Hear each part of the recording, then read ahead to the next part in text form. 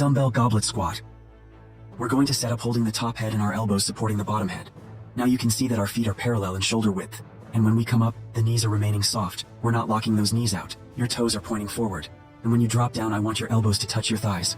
Just make sure that you're getting deep into those goblet squats. Dumbbell Romanian deadlift. This is one of your mandatory leg exercises. You can see that I'm hinging forward and making sure that my feet are parallel and my back is remaining nice and straight. What I want you to focus on. The dumbbell drops vertical. It is your butt that's pushing back and getting out of the way. Dumbbell sumo squat.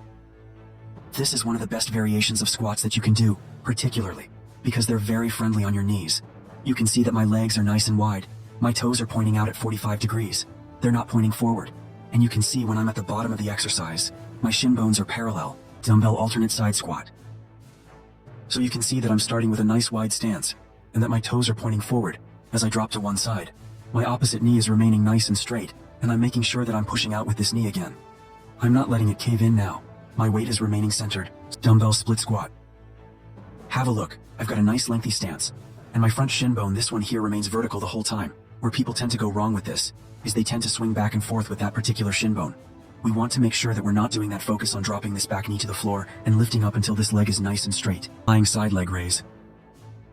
You can see that I'm lying on one side, and my support leg is straight, and my dynamic leg is nice and straight. It's very important that the leg remains straight, and it's also very important that I lead with my ankle. I don't want to tilt my toes up, simply because that your hips are out of position. You're going to have to make that adjustment. This is a fantastic exercise for your adductors. Weighted fire hydrant. This exercise is a little bit unusual, but it's fantastic for your outer glutes.